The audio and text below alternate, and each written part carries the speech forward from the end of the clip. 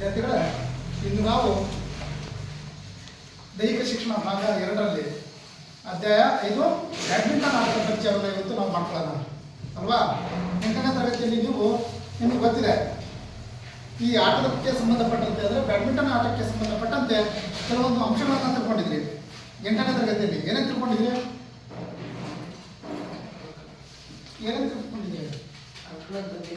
ಅಂಕಣದ ಬಗ್ಗೆ ತಿಳ್ಕೊಂಡಿದ್ರಿ, ಮತ್ತೆ ಅಂಕಣದ ಅಳತೆ ಬಗ್ಗೆ ತಿಳ್ಕೊಂಡಿದ್ರಿ, ಮತ್ತೆ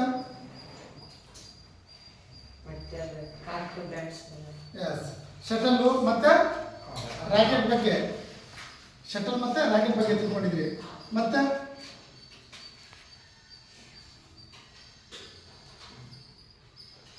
ಅಷ್ಟೆಲ್ಲ ತಿಳ್ಕೊಂಡಿದ್ದು. ಇತಿಹಾಸ ತಿಳ್ಕೊಂಡಿದ್ರೆ ಇಲ್ಲ, ಇತಿಹಾಸವನ್ನು ತಿಳ್ಕೊಂಡಿದ್ವಿ. ಅದರ ಜೊತೆಗೆ ಏನಾದ್ರೆ ಅದು 9ನೇ ತರಗತಿಯಲ್ಲಿ ತಿಳ್ಕೊಂಡಿದ್ದ ನಿಯಮಗಳನ್ನು, ಈ ಆಟದ ನಿಯಮಗಳ ಬಗ್ಗೆ ಕೂಡ ತಿಳ್ಕೊಂಡಿದ್ವಿ. ನೆಕ್ಸ್ಟ್ 9ನೇ ತರಗತಿ ಬಂದ್ರೆ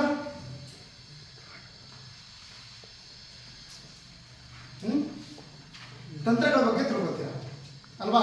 ಹಿಂದಿನ ತರಗತಿಯಲ್ಲಿ ನೀವು ಈ ಬ್ಯಾಡ್ಮಿಂಟನ್ ಆಟಕ್ಕೆ ಸಂಬಂಧಪಟ್ಟಂಥ ತಂತ್ರಗಳ ಬಗ್ಗೆ ತಿಳ್ಕೊಂಡಿದ್ರಿ. ನಂತರ ಆ ಬ್ಯಾಡ್ಮಿಂಟನ್ ಆಟ ಆಡಬೇಕಂದ್ರೆ ಆ ಆಟಗಾರನಲ್ಲಿ ಏನೇನೋ ಗುಣಲಕ್ಷಣಗಳು ಇರಬೇಕು ಅನ್ನೋದನ್ನು ತಿಳ್ಕೊಂಡಿದ್ರಿ.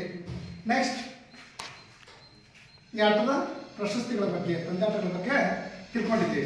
ನೀವು ನೋಡ್ತಿದ್ದೀರಾ, ಸಣ್ಣ ಮಕ್ಕಳಿಂದ ಹಿಡಿದು ಏನು ವಯೋವೃದ್ಧರು ಇರ್ತಾರೆ, ಅಂದರೆ ವಯಸ್ಸಾದಂಥವ್ರು ಇರ್ತಾರೆ, ಅಲ್ಲಿ ತನಕ ಕೂಡ ತುಂಬಾ ಖುಷಿಯಾಗಿ ಆರೋಗ್ಯಕ್ಕಾಗಿ ಆಡುವಂಥ ಆಟ ಅಂದರೆ ಯಾವುದು? ಬ್ಯಾಡ್ಮಿಂಟನ್. ಇವತ್ತು ದಿನಮಾನಗಳನ್ನು ನೋಡ್ತಿರ್ತೀರಲ್ವಾ, ಚಿಕ್ಕ ಹುಡುಗರು ಕೂಡ ಅದನ್ನು ಹಿಡ್ಕೊಂಡು ಆಡೋದನ್ನು ನೋಡಿದಿರಲ್ಲ. ಊರುಗಳಲ್ಲಿ ಯಾವ ಮಗು ಇದ್ರೂ ಕೂಡ ಶಟಲ್ ಅದು ಇದೇ ಬರುತ್ತೆ ಇಲ್ಲ, ಅದನ್ನ ಹಿಡ್ಕೊಂಡು ಹಿಡ್ಕೊಂಡು ಸುಮ್ಮನೆ ಹೊಡಿತಿರುತ್ತೆ ಅಲ್ವಾ. ಅಂದರೆ ಮನರಂಜನೆಯನ್ನು ಕೂಡ ನೀಡುವಂತಹ ಆಟ ಅದು ಬ್ಯಾಡ್ಮಿಂಟನ್. ಬರೀ ಸ್ಪರ್ಧೆಗಾಗಿ ಅಷ್ಟೇ ಆಡಲ್ಲ, ಯಾವುದಕ್ಕೆ ಆಡ್ತೀವಿ? ಮನೋರಂಜನೆಗಾಗಿ ಆಡ್ತೀವಿ. ಮತ್ತು ದೈಹಿಕವಾಗಿ ಇವತ್ತು ಚೆನ್ನಾಗಿರಬೇಕು, ದೈಹಿಕ ಚಟುವಟಿಕೆಯಿಂದ ನಾವು ಚೆನ್ನಾಗಿ ಕೂಡಿರಬೇಕು ಅಂತೇಳಿ ಈ ಆಟವನ್ನು ಅತಿ ಹೆಚ್ಚಿನದಾಗಿ ಬಳಸ್ಕೊಳ್ಳೋದನ್ನು ನಾವು ಕಾಣ್ತೀವಿ. ಈ ಆಟದ ಇನ್ನೊಂದು ಅಡ್ವಾಂಟೇಜ್ ಪಾಯಿಂಟ್ ಅಂದರೆ ಈ ಆಟವನ್ನು ಹೆಚ್ಚಿಗೆ ಇಷ್ಟಪಡಲಿಕ್ಕೆ ಕಾರಣ ಏನಂದರೆ ತುಂಬಾ ಕ್ರಿಯಾಶೀಲವಾದಂಥ ಆಟ, ನೀವು ನೋಡಿದ್ರ ಒಂದು ಸೆಕೆಂಡ್ ಕೂಡ ಇದರಲ್ಲಿ ರೆಸ್ಟ್ ಇರಲ್ಲ, ಆ ರೀತಿ ಆಡ್ತಿರುವಂತಹ ಆಟ, ತುಂಬಾ ಕ್ರಿಯೆಗಳನ್ನು ಒಳಗೊಂಡಂತಹ ಆಟ. ಅದರ ಜೊತೆಗೆ ಇಂಡೋರ್ ಅಲ್ಲಿ ಕೂಡ ಆಡುವಂಥ ಆಟ, ಅಂದರೆ ಒಳಾಂಗಣದಲ್ಲಿ ಆಡ್ತೀವಿ, ಯಾವುದೇ ಡಿಸ್ಟರ್ಬೆನ್ಸ್ ಇರಲ್ಲ. ಹಾಗಾಗಿ ಈ ಆಟವನ್ನು ಹೆಚ್ಚು ಆಡ್ತಾರೆ. ಇದರ ಹುಟ್ಟು ನಿಮಗೂ ಗೊತ್ತಿದೆ ಅಲ್ವಾ. ಈ ಆಟ ಎಲ್ಲಿ ಹುಟ್ಟು? ಫಸ್ಟು ಇಂಗ್ಲೆಂಡ್ನಲ್ಲಿರುವಂತಹ ಗೌಸಿಸ್ಟರ್ ಪಿರಿಯಲ್ಲಿ ಈ ಆಟ ಫಸ್ಟ್ ಹುಟ್ಕೊಳ್ಳುತ್ತೆ ಅಲ್ವಾ. ನಂತರದಲ್ಲಿ ಜನ ಆಗ್ತಾ ಹೋಗುತ್ತೆ ಈ ಆಟಕ್ಕೆ ಸಂಬಂಧಪಟ್ಟಂಗೆ. ಅಂದರೆ ಈ ಆಟ, ಈ ಬ್ಯಾಡ್ಮಿಂಟನ್ ಹೆಸರು ಹೆಂಗೆ ಬಂತು ಅಂತ ಹೇಳಿದಾಗ, ಅಲ್ಲಿ ಈಗ ಇಂಗ್ಲೆಂಡ್ನಲ್ಲಿರುವಂಥ ಗೌಸಿಸ್ಟರ್ ಪಿರಿಯಲ್ಲಿ ಬೋಪರ್ ಡ್ಯೂಕ್ ಅಂತೇಳಿ ಅವನ ಮನೆ ಇರುತ್ತೆ. ಬೋಪರ್ ಡ್ಯೂಕ್ ಅವ್ರ ಮನೆಯಲ್ಲಿ ಈಗೆಲ್ಲ ಅತಿಥಿಗಳು ಬರ್ತಾರೆ. ಅತಿಥಿಗಳಂದ್ರೆ ಗೆಸ್ಟ್ ಗೊತ್ತಿದೆ ಅಲ್ವಾ. ಈಗ ನೀವು ಯಾವುದೇ ಹಬ್ಬ ಹರಿದಿನಗಳು, ಜಾತ್ರೆಗಳು ಏನೇ ಮಾಡಿದ್ರು ಕೂಡ ನಿಮ್ಮ ಮನೆಗಳಿಗೆ ನೆಂಟರು ಬಂದೇ ಬರ್ತಾರೆ. ಬಂದಂಥ ಸಂದರ್ಭದಲ್ಲಿ ಏನು ಮಾಡ್ತೀರಾ? ನೆಂಟರಿಗೆ ಖುಷಿ ಪಡಿಸ್ತಿರ್ತಾನೆ. ಹೇಗೆ ಖುಷಿ ಪಡಿಸ್ತೀರಾ? ಬರೀ ತಿನ್ನೋದಷ್ಟೇ ಅಲ್ಲ, ತಿನ್ನೋದು ಕೊಟ್ಟು ಖುಷಿ ಪಡಿಸೋದಷ್ಟೇ ಅಲ್ಲ, ಮತ್ತು ನೀವು ಖುಷಿ ಪಡಿಸ್ತೀರಾ ಬೇರೆ ರೀತಿಯಲ್ಲಿ. ಹೇಗೆ?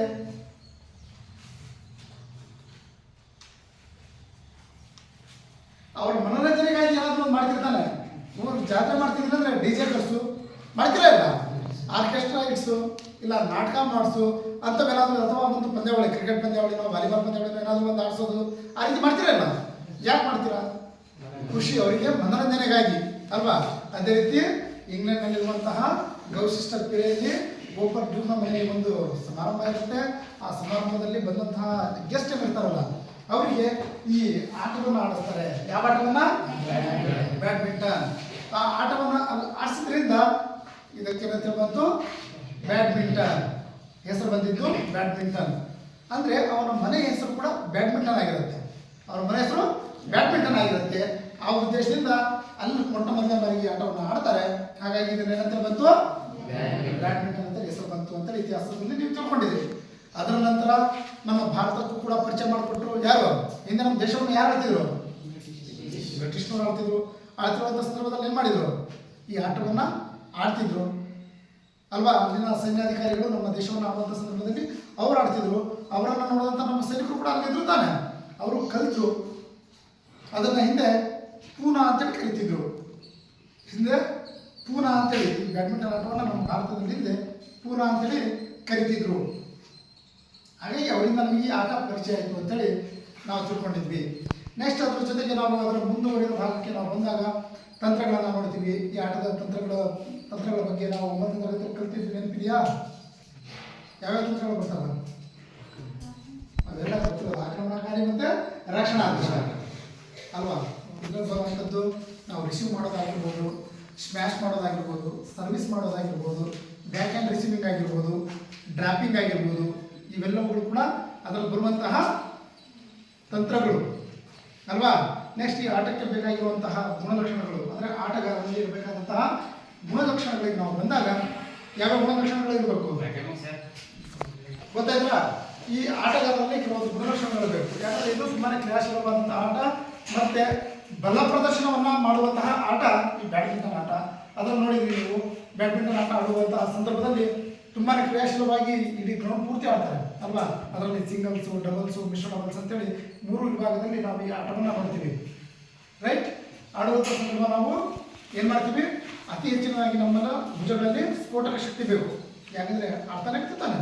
ನೆಕ್ಸ್ಟು ಚಪಲತೆ ಬೇಕು, ನಿಖರತೆ ಬೇಕು, ಕಷ್ಟ ಸಹಿಷ್ಣುತೆ ಅಂತೂ ಬೇಕು, ಅದರ ಜೊತೆಗೆ ವೇಗ ಬೇಕು ಅಲ್ವಾ?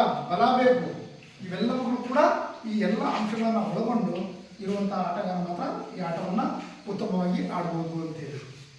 ನೆಕ್ಸ್ಟ್ ಬಂದರೆ ನೋಡಿ, ಈಗ ಬ್ಯಾಡ್ಮಿಂಟನ್ ಆಟವನ್ನು ಆಡುವಂಥ ಆಟಗಾರರು ಗೊತ್ತಾ ಯಾರ್ಯಾರು ಆಡ್ತಾರೆ ಅಂತೇಳಿ ನಮ್ಮ ರಾಜ್ಯದಲ್ಲಿ? ಈ ಕಡೆ ನೋಡ್ರಿ, ಬುಕ್ಸ್ ನೋಡ್ಬೇಡ್ರಿ.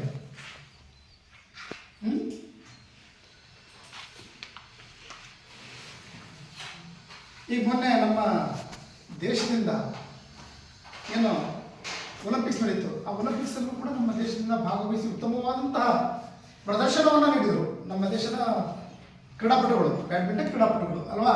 ಅವ್ರ ಹೆಸರು ಯಾರಾದರೂ ಹೇಳ್ತೀರಾ? ಎಂತ? PV ಸಿಂಧು. ಎಸ್, ಮಹಿಳೆಯರ ವಿಭಾಗದಲ್ಲಿ PV ಸಿಂಧು ಈ ಒಳ್ಳೆ ಆಟವನ್ನು ಪ್ರದರ್ಶನ ಮಾಡಿದರು. ರೈಟ್. ನೆಕ್ಸ್ಟ್ ಪುರುಷರ ವಿಭಾಗದಿಂದ ಈಗ ಇನ್ನು ಏಷ್ಯನ್ ಗೇಮ್ಸ್ ಮೊನ್ನೆ ಮುಗೀತು. ಮೊನ್ನೆ ಅಂದರೆ ಮೊನ್ನೆ ಪೇಪರ್ ಓದ್ತಿದ್ದೀರಾ? ಕೇಳಿಸ್ತಿದ್ದೀರಾ? ಬೆಳಿಗ್ಗೆ ನ್ಯೂಸ್ ಪೇಪರ್ ಓದುವಾಗ ಕೇಳ್ಕೊತೀರಾ? Very good. ಲಕ್ಷ್ಯ ಸೇನ್ ಕೂಡ ಪುರುಷರ ವಿಭಾಗದಿಂದ ಉತ್ತಮವಾದಂಥ ಪ್ರದರ್ಶನವನ್ನು ನೀಡಿದರು. ಅವರು ಬಂಗಾರದ ಪದಕ ಪಡ್ಕೊಂತಾರೆ ಅಂದ್ಕೊಂಡಿದ್ವಿ. ಅಂದರೆ ಅಷ್ಟು ಅದ್ಭುತವಾದಂಥ ಆಟಗಾರ. ಆದರೆ ಸೆಮೀಸಲ್ಲಿ ಒಂದು ಸ್ವಲ್ಪ ಪ್ರಾಬ್ಲಮ್ ಮಾಡ್ಕೊಂಡ್ರು. ಅದು ಹೆಂಗೋ ಗೊತ್ತಿಲ್ಲ, ತುಂಬಾ ಅದ್ಭುತವಾಗಿ ಆಡ್ತಿದ್ದ. ಅದರಂತೆ ಹಿಂದೆ ನಮ್ಮ ಬ್ಯಾಡ್ಮಿಂಟನ್ಗೆ ಏನು ಫೌಂಡೇಶನ್ ಅಂತೀವಿ, ಮನೆ ಕಟ್ಟುವಾಗ ಅಡಿಪಾಯ ಏನಂತೀವಿ, ಆ ರೀತಿ ಅಡಿಪಾಯ ಹಾಕೋದಂಥ ಕ್ರೀಡಾಪಟು ಅಂದರೆ ಪ್ರಕಾಶ್ ಪಡುಕೋಣೆ. ಈಗ ನಾವು ಈ ತರಗತಿಯಲ್ಲಿ ಈ ಆಟಗಾರರ ಪರಿಚಯವನ್ನು ಮಾಡ್ಕೋತೀವಿ. ಯಾರೋ ಪ್ರಕಾಶ್ ಪಡುಕೋಣೆ ಹೆಸರು ಕೇಳಿದ್ರ?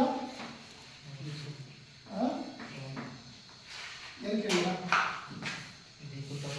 Very good. ಯಾರು? ಯಾರು? ಸಿನಿಮಾ ತಾರೆ ಅಲ್ವಾ? ಹೀರೋಯಿನ್ ಯಾರೋ ದೀಪಿಕಾ ಪಡುಕೋಣೆ. ಅವ್ರಿಗೂ ಏನು ಸಂಬಂಧ ಇರ್ಬೋದು? ಅವರಪ್ಪನೇ. Very good. ನೋಡ್ರಿ, ಈ ದೀಪಿಕಾ ಪಡುಕೋಣೆ ಏನಿದ್ದಾರೆ ಅವರ ತಂದೆನೇ ಪ್ರಕಾಶ್ ಪಡುಕೋಣೆ. ಇವರು ನಮ್ಮ ರಾಜ್ಯದಲ್ಲಿ ಭಾರತ ತಂಡದಿಂದ ಅಲ್ಲಿ ಭಾಗವಹಿಸಿ ಪ್ರತಿನಿಧಿಸಿ ಇತಿಹಾಸವನ್ನು ಸೃಷ್ಟಿ ಮಾಡಿದಂತಹ ಏಕೈಕ ಮೊದಲ ಕ್ರೀಡಾಪಟು ಪ್ರಕಾಶ್ ಪಡುಕೋಣೆ. ಇವರು ಹುಟ್ಟೋದಷ್ಟರಲ್ಲಿ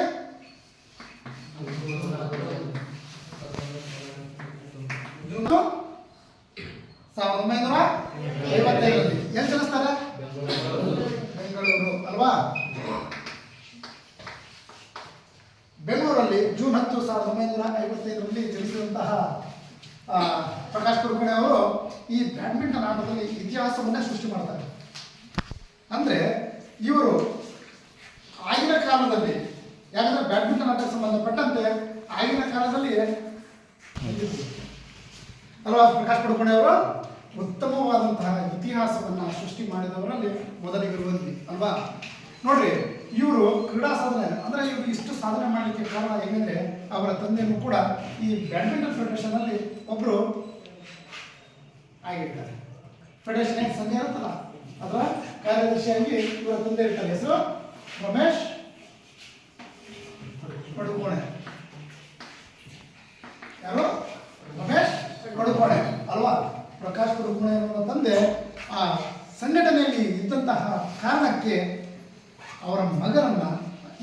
ಕಡೆ ಸೆಳೀತಾರೆ. ಯಾವ ಆಟದ ಕಡೆ? ಬ್ಯಾಡ್ಮಿಂಟನ್ ಆಟದ ಕಡೆ. ಹಾಗಾಗಿ ಅಲ್ಲಿಂದ ಚಾಲು ಮಾಡ್ಕೊಂಡಿರ್ತಾರೆ ಬ್ಯಾಡ್ಮಿಂಟನ್ ಆಟವನ್ನು ಆಡಲಿಕ್ಕೆ. ಯಾರು? ಪ್ರಕಾಶ್ ಪಡುಕೋಣೆ ಇತಿಹಾಸವನ್ನು ನಿರ್ಮಾಣ ಮಾಡ್ತಾರೆ. ಗೊತ್ತಾಯ್ತಾ?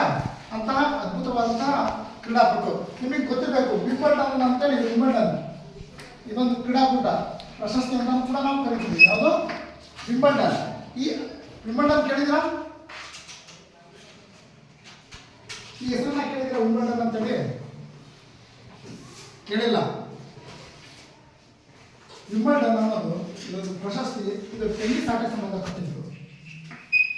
ಟೆನ್ನಿಸ್ ಆಟ ಅಂತ ಕೇಳಿದ್ರೆ, ಟೆನ್ನಿಸ್ ಅಂತ ಕೇಳಿದ್ರೆ ಒಮ್ಮೆ ನಮ್ಮ ದೇಶದಿಂದ ಯಾರು ಆಡಿದ್ದಾರೆ ಈ ಆಟವನ್ನು?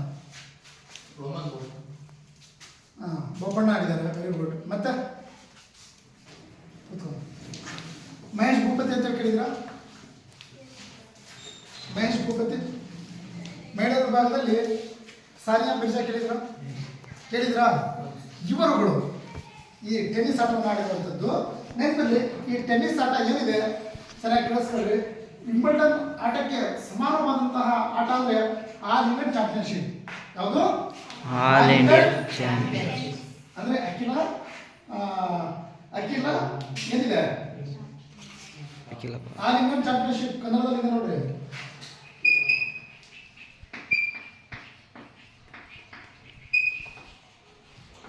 ಆಲ್ ಇಂಗ್ಲೆಂಡ್ ಚಾಂಪಿಯನ್ಶಿಪ್ ಏನಿದೆ, ಈ ಪ್ರಶಸ್ತಿಯನ್ನ ಜಯಿಸಿದ ಮೊಟ್ಟ ಮೊದಲ ಭಾರತೀಯ ಅಂದ್ರೆ Prakash Padukone. All England championship ಅಂದ್ರೆ ಇದರ ಸಮಾನವಾದಂತಹ ಒಂದು ಈ ಟೆನ್ನಿಸ್ ಅಲ್ಲಿ ವಿಂಬಲ್ಡನ್ ಪ್ರಶಸ್ತಿ ಹೇಗೋ ಅದೇ ರೀತಿ ಬ್ಯಾಡ್ಮಿಂಟನ್ ಆಟಕ್ಕೆ ಸಂಬಂಧಪಟ್ಟಂತೆ ಆಲ್ ಇಂಗ್ಲೆಂಡ್ ಚಾಂಪಿಯನ್ಶಿಪ್ ಕೂಡ ಒಂದು ಅಲ್ವಾ, ಅದು ಸಮಾನವಾದಂಥದ್ದು. ಇದನ್ನ ಮೊಟ್ಟ ಮೊದಲ ಬಾರಿಗೆ ಯಾರು ಜಯಿಸಿದ್ರು? ಪ್ರಕಾಶ್ ಪಡುಕೋಣೆ. ಇವರು ಇದೇ ರೀತಿ 10 ಪ್ರಶಸ್ತಿಗಳನ್ನು ಕೂಡ ಅವರು ಪಡ್ಕೊಂಡಿರೋದನ್ನ ನಾವು ಕಾಣ್ತೀವಿ. ಅದರಲ್ಲಿ ಇವರು ಅರ್ಜುನ ಪ್ರಶಸ್ತಿಯನ್ನು ಕೂಡ ಪಡ್ಕೊತಾರೆ, ಆಲ್ ಇಂಗ್ಲೆಂಡ್ ಚಾಂಪಿಯನ್ಶಿಪ್ ಪ್ರಶಸ್ತಿಯನ್ನು ಕೂಡ ಪಡ್ಕೊತಾರೆ ಅಲ್ವಾ. ಹೀಗೆ 10 ರೆಕಾರ್ಡ್ಗಳನ್ನ ಮಾಡಿದಂತ ಕ್ರೀಡಾಪಟು ಯಾರು? ಪ್ರಕಾಶ್ ಪಡುಕೋಣೆ. ಕ್ಲಿಯರ್? ನೆಕ್ಸ್ಟ್ ಬಂದ್ರೆ ನೆಕ್ಸ್ಟ್ ಯಾರು?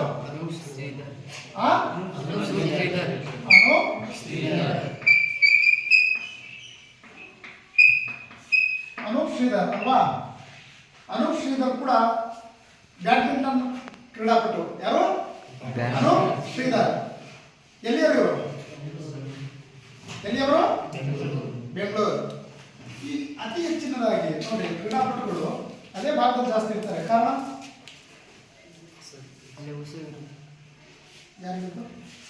ಉಸಗಿರ ಉಸಗಿರ ಸರ್ ಅಲ್ಲಿ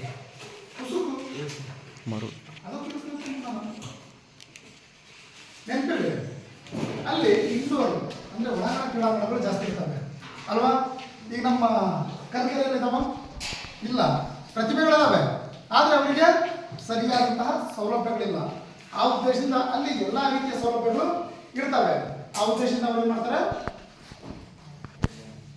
ರಾಜ್ಯ ಮಟ್ಟ, ರಾಷ್ಟ್ರ ಮಟ್ಟ, ಅಂತಾರಾಷ್ಟ್ರೀಯ ಮಟ್ಟಕ್ಕೆ ಅವರು ಹೋಗುವಂತಹ ಕೌಶಲ್ಯಗಳನ್ನು ಅವರು ಕಲಿತಾ ಹೋಗ್ತಾರೆ ಅಂತೇಳಿ ನೋಡ್ರಿ. ನೆಕ್ಸ್ಟ್ ಇವರು ರಾಷ್ಟ್ರೀಯ ಬ್ಯಾಡ್ಮಿಂಟನ್ ಚಾಂಪಿಯನ್ಶಿಪ್ಗಳನ್ನು ಸತತವಾಗಿ ಆಡ್ಕೊತಾ ಬರ್ತಾರೆ. ಬ್ಯಾಡ್ಮಿಂಟನ್ ಚಾಂಪಿಯನ್ಶಿಪ್ಗಳು ಅಂದ್ರೆ ಬ್ಯಾಡ್ಮಿಂಟನ್ ಆಟಕ್ಕೆ ಸಂಬಂಧಪಟ್ಟಂತಹ ಪಂದ್ಯಾವಳಿಗಳು ಎಲ್ಲ ನಡೀತಾವೋ ಅಲ್ಲೆಲ್ಲ ಅವ್ರು ಆಡ್ಕೊಂಡು ಬರ್ತಾರೆ. ಅಂದ್ರೆ ಅವರಷ್ಟು ಪವರ್ಫುಲ್ ಸ್ಮ್ಯಾಶರ್ ಮತ್ತೊಬ್ರು ಇರಲಿಲ್ಲಂತೆ. ಏನೋ ಪವರ್ಫುಲ್ ಸ್ಮ್ಯಾಶರ್. ಪವರ್ಫುಲ್ ಸ್ಮ್ಯಾಶರ್ ಅಂದ್ರೆ ಸ್ಮ್ಯಾಶ್ ಮಾಡೋದು, ಜ್ವರ ಹೊಡಿ ಅಂತೀವಿ ಅಲ್ಲ. ಇವ್ರು ಹೊಡೆತಾ ಕರೆಕ್ಟಾಗಿ ಶಟಲಿಗೆ ಕರೆಕ್ಟಾಗಿ ಹೊಡೆದ್ರೆ ನೆಲ ಕಪ್ಪಳಿಸ್ತಿತ್ತಂತೆ. ಏನೋ ಶಟಲ್ ಹೊಡಿತಿರ್ತಾನೆ, ಸ್ಮ್ಯಾಶ್ ಮಾಡ್ತಿರ್ತಾನೆ. ಇವ್ರು ಮಾಡಿದಂಥ ಸ್ಮ್ಯಾಶನ್ನು ತಡಿಲಿಕ್ಕೆ ಆಗ್ತಿರ್ಲಿಲ್ಲ. ಅಂತಹ ಸ್ಮ್ಯಾಶನ್ನು ಈ ಅನೂಪ್ ಶ್ರೀಧರ್ ಅವರು ಹೊಡಿತಿದ್ರು. ಅಂತಹ ಒಳ್ಳೆಯ ಹೊಡೆತಗಾರ ಅಂತೇಳಿ. ಈ ಕ್ರಿಕೆಟ್ನಲ್ಲಿ ಸಿಕ್ಸಿಂಗ್ ಹೊಡಿತಾರ, ಬ್ಯಾಡ್ಮಿಂಟನ್ನಲ್ಲಿ ಸ್ಮ್ಯಾಶಿಂಗ್ ಕೂಡ ಸೇಮ್ ಶಾಟ್ ಇರುತ್ತೆ. ರೈಟ್. ನೆಕ್ಸ್ಟ್ ನೋಡ್ರಿ, ಇವರು 2002ರಲ್ಲಿ ಅಂತಾರಾಷ್ಟ್ರೀಯ ಮಟ್ಟದಲ್ಲಿ ಅರ್ಹತೆ ಪಡೆದು ನೋಡಿ. 2002ರಲ್ಲಿ ಇವರಿಗೆ ಅಂತಾರಾಷ್ಟ್ರೀಯ ಮಟ್ಟದಲ್ಲಿ ಇವರಿಗೆ ಅರ್ಹತೆ ಸಿಕ್ಕಿತ್ತಂತೆ. ಯಾರಿಗೆ? ಅನೂಪ್ ಶ್ರೀಧರ್ ಅವರಿಗೆ. ಇವರು ಅಲ್ಲಿಂದ ನೋಡಿ ಪ್ರಾರಂಭ ಮಾಡ್ತಾರೆ. 30ನೇ ಹಂಗೇರಿಯನ್ ಅಂತಾರಾಷ್ಟ್ರೀಯ ಕೂಟದಲ್ಲಿ ಇವರು ವಿಜಯಿಯಾಗಿದ್ದರು. ಅಂದ್ರೆ ಹಂಗೇರಿಯಾದಲ್ಲಿ ನಡೆದಂತಹ ಈ ಅಂತಾರಾಷ್ಟ್ರೀಯ ಮಟ್ಟದ ಪಂದ್ಯಾವಳಿಯಲ್ಲಿ ಕೂಡ ಇವರು ಭಾಗವಹಿಸಿಬಿಟ್ಟು ಅಲ್ಲಿ ಏನ್ ಮಾಡಿದ್ರು, ಜಯವನ್ನ ಕೂಡ ಸಾಧಿಸಿದ್ರು. ಯಾರು? ಅನೂಪ್ ಶ್ರೀಧರ್ ಅವರು. ನೆಕ್ಸ್ಟ್ ಇವರು ಮೆಲ್ಬೋರ್ನ್ ನಲ್ಲಿ ನಡೆದಂತಹ ಕಾಮನ್ವೆಲ್ತ್ ಕ್ರೀಡಾಕೂಟದಲ್ಲಿ, ಮೆಲ್ಬೋರ್ನ್ ಎಲ್ಲಿ ಬರೋದು? ಮೆಲ್ಬೋರ್ನ್ ಎಲ್ಲಿ ಬರುತ್ತೆ ಕೇಳಿದ್ರೆ ಹೆಸರು? ಮೆಲ್ಬೋರ್ನ್ ತುಂಬಾ ಫೇಮಸ್. ಅಲ್ಲಿ ನಡೆದಂತಹ ಕಾಮನ್ವೆಲ್ತ್ ಕ್ರೀಡಾಕೂಟದಲ್ಲಿ ಕಂಚಿನ ಪದಕವನ್ನು ಕೂಡ ಗಳಿಸ್ತಾರೆ. ಯಾರು? ಅನೂಪ್ ಶ್ರೀಧರ್. ನಮ್ಮ ದೇಶದಿಂದ ಅವರು ಭಾಗವಹಿಸಿಬಿಟ್ಟು ಅಲ್ಲಿ ನಡೆದಂತಹ ಕಾಮನ್ವೆಲ್ತ್ ಕ್ರೀಡಾಕೂಟದಲ್ಲಿ ಕಂಚಿನ ಪದಕವನ್ನು ಕೂಡ ಗಳಿಸ್ತಾರೆ. ಮೆಲ್ಬೋರ್ನ್ ಬರುತ್ತೆ, ಗೊತ್ತಿಲ್ವಾ? ವಿಶ್ವದಲ್ಲಿ ಅತ್ಯಂತ ದೊಡ್ಡ ಕ್ರೀಡಾಂಗಣ ಇದ್ದಿದ್ದಲ್ಲೇ ಕ್ರಿಕೆಟ್ ಕ್ರೀಡಾಂಗಣ ಮೆಲ್ಬೋರ್ನ್.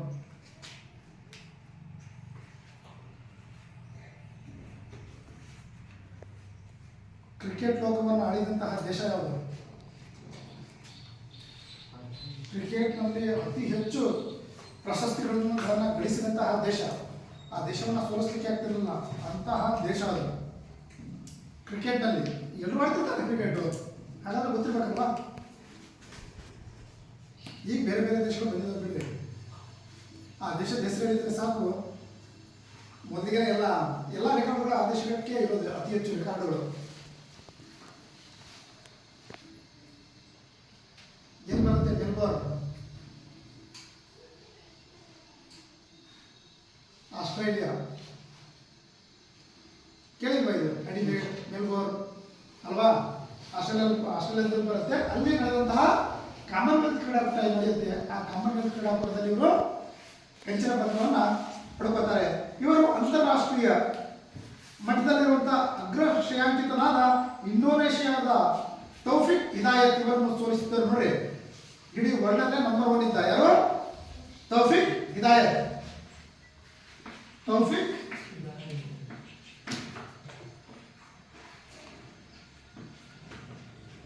ಈ ತೌಫಿಕ್ ಹಿದಾಯತ್ ಏನಂದ್ರೆ ಇವರು ಅಗ್ರಸ್ಥಾನ, ಅಂದ್ರೆ ಈ ವರ್ಲ್ಡಲ್ಲೇ ಅಗ್ರಸ್ಥಾನ, ಮೊದಲಿಗೆ ಟಾಪ್ ಆಗಿರ್ತಾರೆ. ಇವರನ್ನ ಸೋಲಿಸಿದಂತಹ ಕೀರ್ತಿ ಅನೂಪ್ ಶ್ರೀಧರ್ ಅವರದ್ದು. ಯಾಕಂದ್ರೆ ಅಂತ ನಂಬರ್ 1 ಆಟಗಾರರನ್ನೇ ಸೋಲಿಸಿದಂತಹ ಆಟಗಾರ ಯಾರು? ಅನೂಪ್ ಶ್ರೀಧರ್. ಇವರಿಗೆ ನೋಡಿ, ಕರ್ನಾಟಕ ರಾಜ್ಯ ಯಾವ ಪ್ರಶಸ್ತಿ, ರಾಜ್ಯ ಸರ್ಕಾರಕ್ಕೆ ಯಾವ ಪ್ರಶಸ್ತಿ ನೀಡೋದು? ಏಕಲವ್ಯ ಪ್ರಶಸ್ತಿ. ಈ ಪ್ರಶಸ್ತಿಯನ್ನ ನೀಡುತ್ತೆ. ಅದರ ಜೊತೆಗೆ ಭಾರತ ಸರ್ಕಾರ ಇವರಿಗೆ ಅರ್ಜುನ ಪ್ರಶಸ್ತಿ. ನೋಡ್ರಿ, ನಿಮಗೆ ನೆನಪಿರಲಿ, ಪ್ರಶಸ್ತಿಗಳಿಗೆ ನಾವು ಬಂದಾಗ ರಾಜ್ಯ ಸರ್ಕಾರ ಏಕಲವ್ಯ ಪ್ರಶಸ್ತಿಯನ್ನು ನೀಡುತ್ತೆ. ನಾವು ಕ್ರೀಡೆಯಲ್ಲಿ ನೀಡಿದಂಥ ಉತ್ತಮ ಸಾಧನೆಗೆ.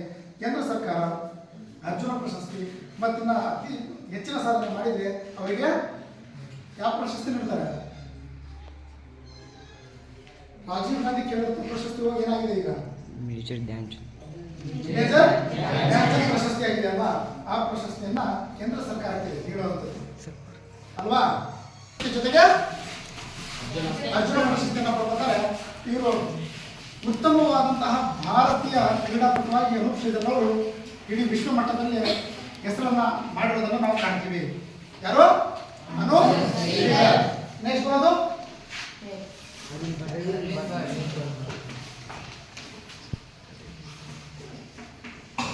ಅರವಿಂದ್ ಭಟ್. ನೋಡ್ರಿ, ಅರವಿಂದ್ ಭಟ್ ಅವರು ಕೂಡ ಈ ಪ್ರಕಾಶ್ ಪಡ್ಕೊಂಡು ಏನಾದರೆ ಅವರು ಗರಡಿಯಲ್ಲಿ ಬೆಳೆದಿರುವಂತಹ ಒಬ್ಬ ಕ್ರೀಡಾಪಟು. ಯಾರು? ಅರವಿಂದ್ ಭಟ್. ಅವ್ರು ಗರಡಿಯಲ್ಲಿ ಬೆಳೆದಾರ ಅಂದ್ರೆ ಅರ್ಥ ಏನು? ಜೊತೆ ಆಡೋದು ಹೇಳು. Very good. ನೋಡ್ರಿ, ಅವರ ತರಬೇತಿಯನ್ನ ನೀಡಿದ್ದು ಯಾರಿಗೆ? ಅರವಿಂದ್ ಭಟ್ ಅವರು. ಅಂದ್ರೆ ಇವರ ಗುರುಗಳವರು ಅಂತೇಳಿ ಅಲ್ವಾ? ಇವರ ಗುರುಗಳು ಯಾರು? ಪ್ರಕಾಶ್ ಪಡುಕೋಣೆ.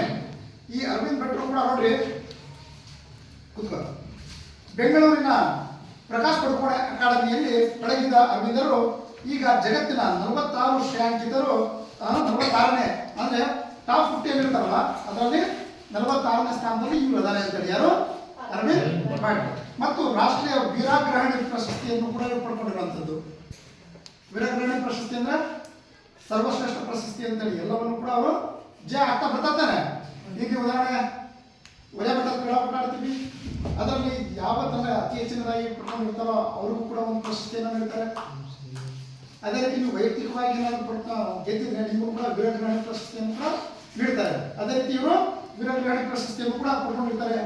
ಇವರು ಸ್ಕ್ಯಾಟಿಸ್ ಮುಕ್ತ ಬ್ಯಾಡ್ಮಿಂಟನ್ ಟೂರ್ನಿಯಲ್ಲಿ ತೃತೀಯ ಸೀಡ್ ಆದ ಜರ್ಮನಿಯ ಮಾರ್ಕ್ ಜ್ವಿಪ್ಲರ್ ಇವರನ್ನ 2 ಸೆಟ್ಗಳಿಂದ ಅಂದ್ರೆ 15-8 ಮತ್ತೆ 15-7 ಇವರನ್ನ ಸೋಲಿಸಿ ಚಾಂಪಿಯನ್ ಕೂಡ ಆಗ್ತಾರೆ. ಯಾರು? ಅರವಿಂದ್ ಭಟ್ಟರು. ಇವರು ಕ್ಯಾಲಿಡೋನಿಯಾ ಮುಕ್ತ ಬ್ಯಾಡ್ಮಿಂಟನ್ ಟೂರ್ನಿಯಲ್ಲಿ ಜಾಗತಿಕ 48ನೇ ಅಷ್ಟಾಂಕಿತರಾದ ಅಂದ್ರೆ 48ನೇ ಸ್ಥಾನದಲ್ಲಿದ್ದಂತಹ ಇಡೀ ವರ್ಲ್ಡಲ್ಲಿ 48ನೇ ಸ್ಥಾನದಲ್ಲಿದ್ದಂತಹ ಸ್ಪೇನಿನ ಎಬಿಯನ್ ಎನ್ನುವವರನ್ನು ಇವರು ಏನ್ ಮಾಡ್ತಾರೆ, ಅವರಿಗೂ ಕೂಡ ಸೋಲಿಸಿ ಅಲ್ಲೂ ಕೂಡ ವೀರಗ್ರಹಣೆ ಆಗ್ತಾರೆ. ಇವ್ರು ನೋಡಿ, ಇವರು ಟಾಪ್ 50 ಇದ್ದಂತಹ ಎಲ್ಲ ಟಾಪ್ ಆಟಗಾರರನ್ನ ಸೋಲಿಸಿ ಇವರು ವೀರಗ್ರಹಣಿ ಪ್ರಶಸ್ತಿಯನ್ನು ಕೂಡ ಇವರು ಪಡ್ಕೊಂಡಿದ್ದಾರೆ ಅಂತೇಳಿ. ಇದನ್ನು ಇನ್ನೂ ಕೂಡ ಮುಂದುವರೆದು ಇವರು ಜೇಕ್ ಅಂತಾರಾಷ್ಟ್ರೀಯ ಜೇಕ್ ದೇಶದಲ್ಲಿ ನಡೆದಂತಹ ಅಂತಾರಾಷ್ಟ್ರೀಯ ಮುಕ್ತ ಟೂರ್ನಿಯನ್ನು ಗೆದ್ದುಕೊಂಡರು. ಓಪನ್ ಟೂರ್ನಮೆಂಟ್ ಅಂತ ನಾವೇ ಕರಿತೀವಿ. ಇವು ಮುಕ್ತ ಅಂತ ಬರ್ತಾವಲ್ಲ, ಅದು ಓಪನ್ ಟೂರ್ನಮೆಂಟ್ಸ್. ಈ ಓಪನ್ ಟೂರ್ನಮೆಂಟ್ಸ್ಗಳಲ್ಲಿ ಕೂಡ ಇವರು ಭಾಗವಹಿಸಿ ಅಲ್ಲಿ ಗೆದ್ದಿರುವಂಥದ್ದು. ಅರವಿಂದ್ ಭಟ್ಟರು ಡಮಾಸ್ಕಸ್ನ ಸಿರಿಯನ್ ಸೆಟಲೈಟ್ ಸರಣಿ ಪಂದ್ಯ ಮತ್ತು ಅಮ್ಮಾನ್ನಲ್ಲಿ ನಡೆದಂತಹ ಜೋರ್ಡಾನ್ ಮುಕ್ತ ಪಂದ್ಯವನ್ನು ಕೂಡ ಇವರು ಅಂದ್ರೆ ಓಪನ್ ಟೂರ್ನಮೆಂಟ್ ಜಾಸ್ತಿ ಆಡಿದ್ದಾರೆ. ಎಲ್ಲ ಓಪನ್ ಟೂರ್ನಮೆಂಟ್ಗಳನ್ನು ಕೂಡ ಇವರು ಆಡಿದ್ದಾರೆ. ಓಪನ್ ಟೂರ್ನಮೆಂಟ್ ಅಂದ್ರೆ ಈಗ ಟೂರ್ನಮೆಂಟ್ ಎಲ್ಲ ಇಟ್ಟಿರ್ತಾರೆ ಅಂತ ಟೂರ್ನಮೆಂಟ್. ಉದಾಹರಣೆ ಪಕ್ಕದ ಊರುಗಳಲ್ಲಿ ಈಗ ಕ್ರಿಕೆಟ್ ಟೂರ್ನಮೆಂಟ್ ಆಗಿರ್ಬೋದು, ವಾಲಿಬಾಲ್ ಟೂರ್ನಮೆಂಟ್ ಆಗಿರ್ಬೋದು ಇಟ್ಟಿರ್ತಾರೆ ನೋಡಿ. ಅಂತಹ ಟೂರ್ನಮೆಂಟ್ ಬೇರೆ ದೇಶ ವಿದೇಶಗಳಲ್ಲಿ ಏನು ನಡೀತವೆ ಅಲ್ಲೆಲ್ಲ ಹೋಗಿ ಆಡಿ ಅಲ್ಲಿ ಗೆದ್ದು ಬಂದಿರುವಂಥದ್ದು ಅಂತೇಳಿ. ನೆಕ್ಸ್ಟ್ ಟಾಟಾ ಮುಕ್ತ ಸೀನಿಯರ್ ರ್ಯಾಂಕಿಂಗ್ ಪಂದ್ಯದಲ್ಲಿ ಇವರು ವಿಜೇತರಾಗಿ ಹೊರಹೊಮ್ಮಿರುವುದನ್ನು ಕೂಡ ನಾವು ಕಾಣ್ತೀವಿ. ಇವರು ಸತತ 2 ಬಾರಿ ರಾಷ್ಟ್ರೀಯ ಬ್ಯಾಡ್ಮಿಂಟನ್ ಚಾಂಪಿಯನ್ಶಿಪ್ನಲ್ಲಿ ಪಿ ಕಶ್ಯಪ್ ಇವರನ್ನು ಪರಾಭವಗೊಳಿಸಿ ವೀರಗ್ರಹಣಿಯಾದರು. ನೋಡ್ರಿ, ಪಿ ಕಶ್ಯಪ್ ಇವರ ಸಾಮಾನ್ಯ ಆಟಗಾರರಲ್ಲ. ಕಶ್ಯಪ್ ಇವರು ಕೂಡ ಅಂತಾರಾಷ್ಟ್ರೀಯ ಉತ್ತಮವಾದಂತಹ ಆಟಗಾರರಲ್ಲಿ, ನಮ್ಮ ದೇಶದ ಆಟಗಾರರಲ್ಲಿ ಪಿ ಕಶ್ಯಪ್ ಕೂಡ ಒಬ್ರು. ಇವರನ್ನೇ ಅವರು ಏನ್ ಮಾಡಿದ್ದಾರೆ, ಸೋಲಿಸಿದಾರಂತೆ. 2 ಬಾರಿ ಅವರು ಸೋಲಿಸಿದ್ದಾರೆ. ಅಂತಹ ಅದ್ಭುತವಾದಂತಹ ಕ್ರೀಡಾಪಟು ಯಾರು? ನೆಕ್ಸ್ಟ್ ಬರೋದು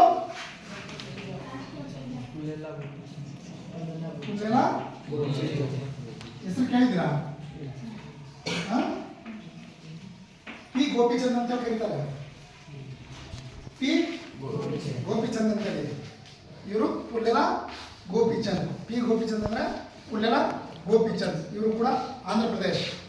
ಯಾವ ರಾಜ್ಯದವರು? ಆಂಧ್ರ ಪ್ರದೇಶದವರು.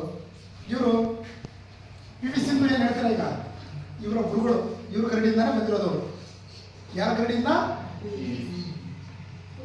ಪುಲ್ಲೆಲ ಗೋಪಿಚಂದ್ ಅವರ ಗರಡಿಯಿಂದ ಬಂದಂತರು ಪಿ ಸಿಂಧು. ನೋಡ್ರಿ, ಪುಲ್ಲೆಲ ಗೋಪಿಚಂದ್ ಇವರು ಕೂಡ ಭಾರತ ಬ್ಯಾಡ್ಮಿಂಟನ್ ಆಟಗಾರರಾಗಿದ್ದು ಇವರು ದಿನಾಂಕ 16/11/73 1973ರಲ್ಲಿ ಇವರು ಆಂಧ್ರ ಪ್ರದೇಶದಲ್ಲಿ ಜನಿಸ್ತಾರೆ. ಕರೆಕ್ಟಾ? ಏನ? ಆಂಧ್ರ ಪ್ರದೇಶದ ನಾಗಾಂಧ ಅಂದ್ರೆ ಆಂಧ್ರ ಪ್ರದೇಶ ರಾಜ್ಯ, ನಾಗಾಂಧ ಅನ್ನೋದು ಊರು. ಸರಿನಾ? ನಾನು ಆಂಧ್ರ ಪ್ರದೇಶದಲ್ಲಿ ಜನಿಸಿದ್ದಾರೆ ಅಂದೆ, ಅಂದ್ರೆ ಇಡೀ ರಾಜ್ಯ ಜನಿಸಿದ್ದಾರೆ ಅಂತ ಅಲ್ವಾ? ಆಂಧ್ರ ಪ್ರದೇಶದಲ್ಲಿರುವಂತಹ ನಾಗಾಂಧದಲ್ಲಿ ಯಾರು ಜನಿಸಿದ್ದಾರೆ? ಪುಲ್ಲೆಲ ಗೋಪಿಚಂದ್ ಅವರು. ನೋಡ್ರಿ, ಇವರು ಅಖಿಲ ಇಂಗ್ಲೆಂಡ್ ಚಾಂಪಿಯನ್ಶಿಪ್, ಆಗ ನಾನು ಹೇಳಿದೆ ಆಲ್ ಇಂಗ್ಲೆಂಡ್ ಚಾಂಪಿಯನ್ಶಿಪ್ ಅಂತೇಳಿ, ಅಖಿಲ ಇಂಗ್ಲೆಂಡ್ ಚಾಂಪಿಯನ್ಶಿಪ್ ಅನ್ನು ಕೂಡ ಗೆದ್ದ ದ್ವಿತೀಯ ಭಾರತೀಯ. ಮೊದಲನೇ ಪಂದ್ಯಾವಳಿ ಯಾರು ಗೆದ್ದಿದ್ರು ಇದನ್ನ? ಪ್ರಕಾಶ್ ಪಡುಕೋಣೆ. ಅವರನ್ನು ಬಿಟ್ರೆ ನೆಕ್ಸ್ಟ್ ವಿನ್ ಆಗಿರೋದಂದ್ರೆ ಪುಲ್ಲೆಲ ಗೋಪಿಚಂದ್ ಮಾತ್ರ ಅಲ್ವಾ? ಆಲ್ ಇಂಗ್ಲೆಂಡ್ ಚಾಂಪಿಯನ್ಶಿಪ್ ಅನ್ನ ಏನು ಪ್ರಕಾಶ್ ಪಡುಕೋಣೆ ಮೊದಲ ಬಾರಿಗೆ ವಿನ್ ಆಗ್ತಾರೆ. ಅವರನ್ನ ಬಿಟ್ರೆ ನೆಕ್ಸ್ಟ್ ವಿನ್ ಆಗಿದ್ಯಾರು? ಪುಲ್ಲೆಲ ಗೋಪಿಚಂದ್. ನೋಡ್ರಿ, ಇವರು 3 ಬಾರಿ ಅಂತಾರಾಷ್ಟ್ರೀಯ ಥಾಮಸ್ ಕಪ್, ಇದು ಕೂಡ ತುಂಬಾನೇ ಫೇಮಸ್ ಆಟ. ಯಾವ್ದಕ್ಕೆ ಸಂಬಂಧಪಟ್ಟಂಗೆ? ಬ್ಯಾಡ್ಮಿಂಟನ್ ಆಟಕ್ಕೆ ಸಂಬಂಧಪಟ್ಟಂಗೆ. ಆ ಟೂರ್ನಮೆಂಟ್ ಅನ್ನು ಕೂಡ ಭಾರತ ತಂಡದಿಂದ ಇವರು ಪ್ರತಿನಿಧಿಸಿ ಅಲ್ಲೂ ಕೂಡ ಉತ್ತಮವಾದಂತಹ ಸಾಧನೆಯನ್ನ ಮಾಡಿದ್ದಾರೆ ಅಂತೇಳಿ. ನೆಕ್ಸ್ಟ್ 1997ರಲ್ಲಿ ನಡೆದ ಭಾರತೀಯ ಗ್ರಾಂಡ್ ಪ್ರಿ ಪಂದ್ಯಾಟದಲ್ಲಿ ಕೂಡ ಇವರು ಅನೇಕ ಶ್ರೇಯಾಂಕಿತ ಕ್ರೀಡಾಪಟುಗಳನ್ನು ಸೋಲಿಸಿ ಅಂತಾರಾಷ್ಟ್ರೀಯ ಮಟ್ಟದಲ್ಲಿ ಬೆಳಕಿಗೆ ಬಂದರು. 1997ರಲ್ಲಿ ಏನು ನಡೆಯುತ್ತೆ ಭಾರತೀಯ ಗ್ರಾಂಡ್ ಪ್ರಿ, ಈ ಆಟದಲ್ಲಿ ಇವರು ಭಾಗವಹಿಸಿ, ಆ ಪಂದ್ಯಾವಳಿಯಲ್ಲಿ ಭಾಗವಹಿಸಿ ಅಲ್ಲೇನು ಟಾಪ್ ಪೋಸ್ಟ್, ಈ ವರ್ಲ್ಡ್ ಇರುವಂತಹ ಟಾಪ್ ಪೋಸ್ಟ್ ಪ್ಲೇಯರ್ ಬಂದಿರ್ತಾರಲ್ಲ, ಅವರನ್ನೆಲ್ಲ ಸೋಲಿಸ್ಬಿಟ್ಟು ಅಲ್ಲಿ ಏನು ಮಾಡಿದ್ರು, ಅವರು ಮುಂದೆ ಬಂದರು. ಈಗ ಹಂಗೆ ತಾನೇ ಮಾಡೋದು. ಈ ಉದಾಹರಣೆ ಒಳ್ಳೆ ಮಟ್ಟದ ಕ್ರೀಡಾಪಟ ನಡೀತು ನಿಮ್ಮೂರಲ್ಲಿ ಕಬಡ್ಡಿ ಆಟ ಎಷ್ಟು ವರ್ಷಗಳಿಂದ ಜಯಿಸಿತ್ತು.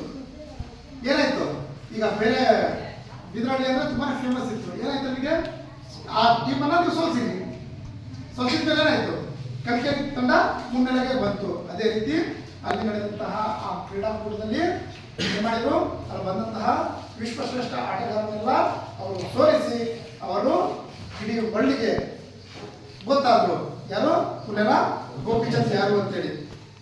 ನೆಕ್ಸ್ಟ್ ಫ್ರಾನ್ಸ್ ದೇಶದಲ್ಲಿ ನಡೆದಂತಹ ಟೌನ್ ಹೌಸ್ ಮುಕ್ತ ಚಾಂಪಿಯನ್ಶಿಪ್ ನಲ್ಲೂ ಕೂಡ ಇವರು ಮತ್ತು ಸ್ಕಾಟ್ಲೆಂಡ್ನ ಮತ್ತೆ ಸ್ಕ್ಯಾಟಿಸ್ ಮುಕ್ತ ಚಾಂಪಿಯನ್ಶಿಪ್ ಗಳನ್ನು ಕೂಡ ಇವ್ರು ಗೆದ್ಕೊಳ್ತಾರೆ. ಅಂದ್ರೆ ಓಪನ್ ಟೂರ್ನಮೆಂಟ್, ಈ ಮೂರು ಕೂಡ ಓಪನ್ ಟೂರ್ನಮೆಂಟ್ ಅನ್ನೋದಾವೆ. ಈ ಮೂರು ಓಪನ್ ಟೂರ್ನಮೆಂಟ್ ಅಲ್ಲಿ ಇವರು ಭಾಗವಹಿಸಿಬಿಟ್ಟು ಇವರು ಕೂಡ ಏನ್ ಮಾಡ್ತಾರೆ,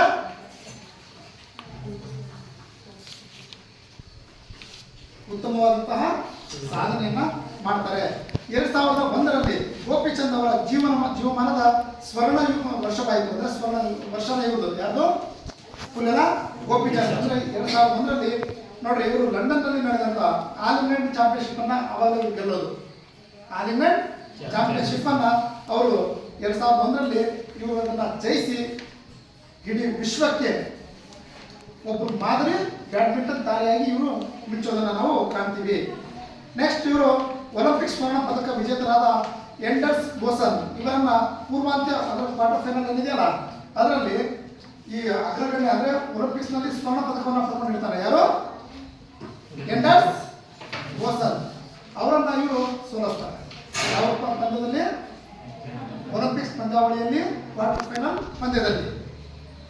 ನೆಕ್ಸ್ಟ್ ಇವರು ನೋಡಿ, ಮತ್ತು ವಿಶ್ವದ ನಂಬರ್ 1 ಆದ ಪೀಟರ್ ಗೇಡ್ ಇವರನ್ನು ಕೂಡ ಇವರು ಸೋಲಿಸಿ ಸೆಮಿಫೈನಲ್ ಅಲ್ಲಿ ಸೋಲಿಸಿ ಇವರು ಕೊನೆಗೆ ಏನ್ ಮಾಡ್ತಾರೆ, ಅಂತಿಮ ಸುತ್ತಿಗೆ ಆಯ್ಕೆ ಆಗ್ತಾರೆ. ಅಂತಿಮ ಸುತ್ತು ಅಂದ್ರೆ ಗೊತ್ತಾನೆ, ಫೈನಲ್ಗೆ ಅಲ್ಲಿ ಬರ್ತಾರೆ ಅಂತೇಳಿ. ನೆಕ್ಸ್ಟ್ ಚೈನಾದ ಅವರು ಇದರಲ್ಲಿ ಬರೋದು, ಫೈನಲ್ಗೆ ಬರೋದು ಯಾರು, ಚೈನಾದ ಚೆನ್ನಾಂಗ್ ಇವರನ್ನ 15-6ಗಳಿಂದ ಸೋಲಿಸಿ ಪ್ರಶಸ್ತಿಯನ್ನ ಗೆದ್ದುಕೊಂಡು. ನೋಡಿ ಎಷ್ಟು ಡಿಫ್ರೆನ್ಸ್ ಇದೆ. ಮೊದಲನೇ ಸೆಟ್ಟು 15-12 ಅಂದ್ರೆ 3 ಅಂಕದ ಡಿಫ್ರೆನ್ಸು.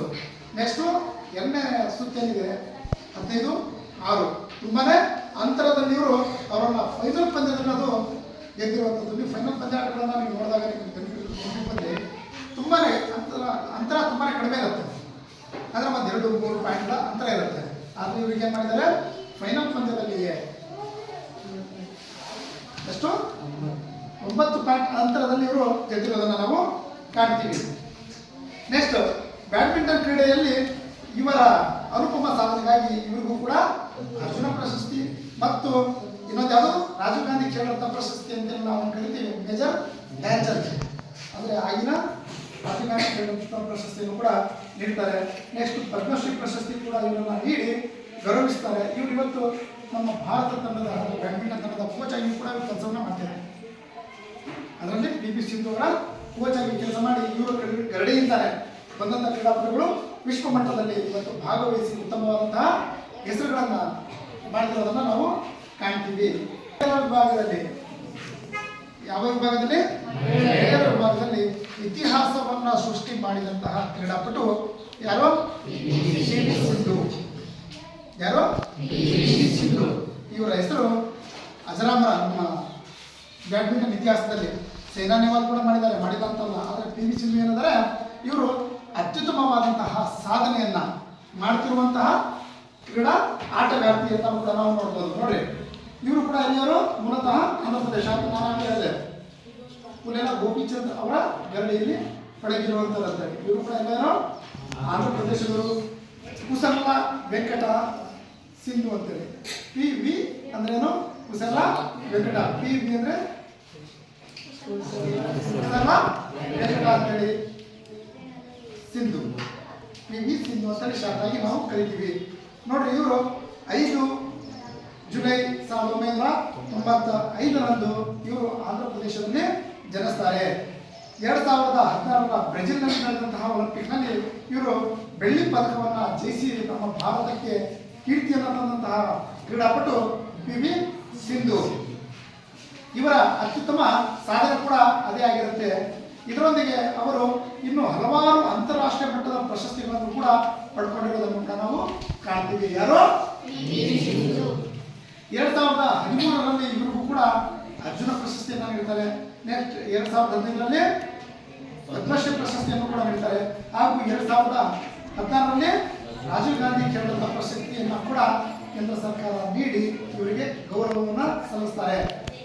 ನೋಡ್ರಿ 2016ರಲ್ಲಿ ಇವರು ರಾಜೀವ್ ಗಾಂಧಿ ಖೇಲ್ ರತ್ನ ಪ್ರಶಸ್ತಿಯನ್ನು ಕೂಡ ಪಡ್ಕೊಂಡು ಉತ್ತಮವಾದಂತಹ ಸಾಧನೆಯನ್ನ ಮಾಡ್ತಾರೆ.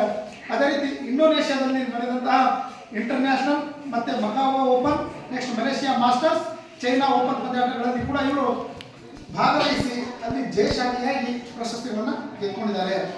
ಅದೇ ರೀತಿ ಕಾಮನ್ವೆಲ್ತ್ ಕ್ರೀಡಾಕೂಟದಲ್ಲಿ ಒಮ್ಮೆ ಕಂಚು ಹಾಗೂ ಒಮ್ಮೆ ಬಂಗಾರದ ಪದಕವನ್ನು ಕೂಡ ಪಡೆದಂತಹ ಕೀರ್ತಿ ಹಾಗೂ PV ಸಿಂಧು. ಇಷ್ಟು ಇವರ ಸಾಧನೆ. ನಂತರದಲ್ಲಿ ಬಂದ್ರೆ ನಾವು ಸೈನಾ ನೆಹ್ವಾಲ್ ಆಗಿರ್ಬೋದು, ನೆಕ್ಸ್ಟ್